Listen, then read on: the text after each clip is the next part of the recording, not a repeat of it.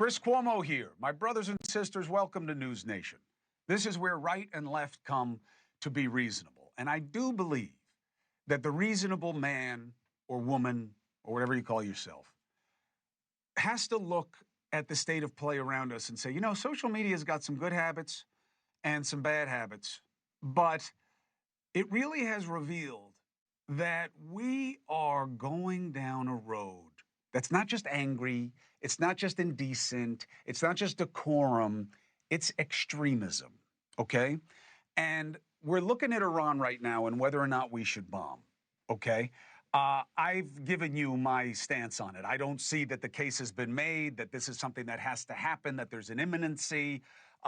Yes, Trump says 2 weeks a lot when he wants you to stop asking him about something.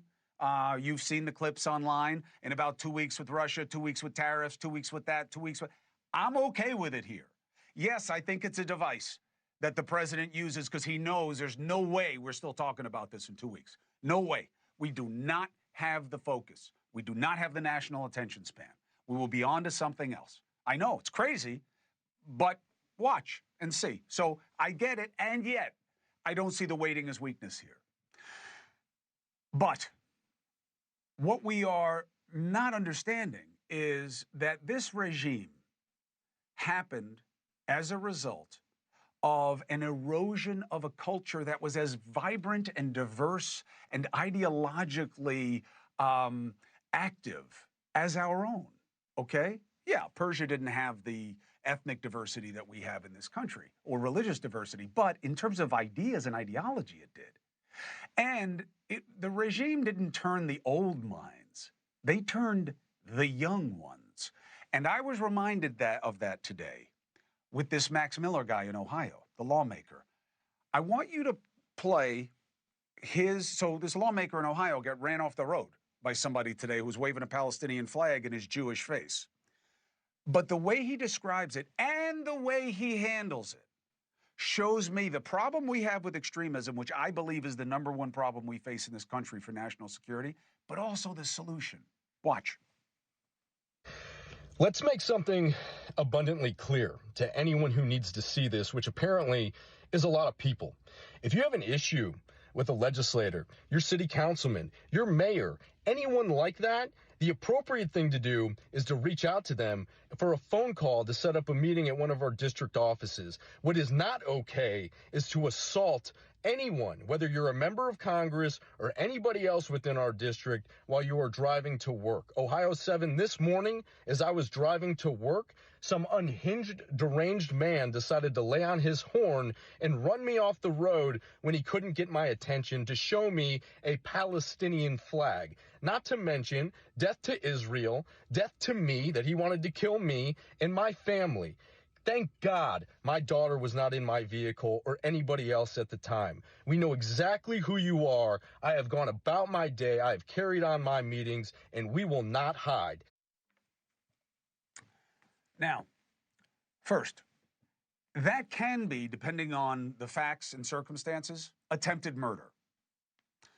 The language, I want to kill you, I want to kill your kids, is not just a simple free speech analysis. Okay, and the fact that it's a young guy, now he didn't talk about what kind of young guy. Was it a Palestinian guy? Was it a brown guy? Was it a white guy? Does it matter? Yeah, it does to me.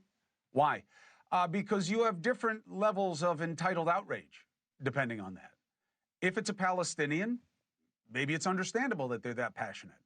If it's a brown person, maybe they feel an affinity with the oppression or perceived oppression of brown people in Gaza or elsewhere, Palestine in this instance, this context. But my concern is that you have some brown people and a lot of white people who have decided to appropriate oppression in the vein of extremism.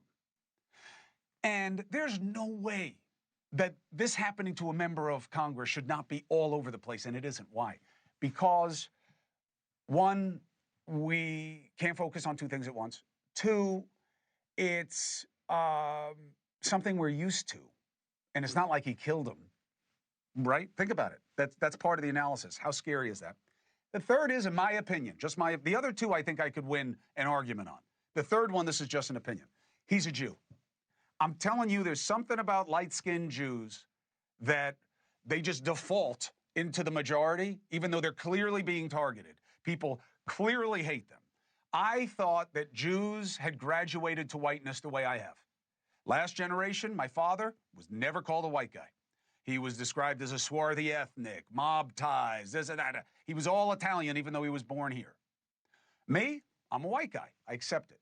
I accept it. I accept the privilege. I accept the station. All of it.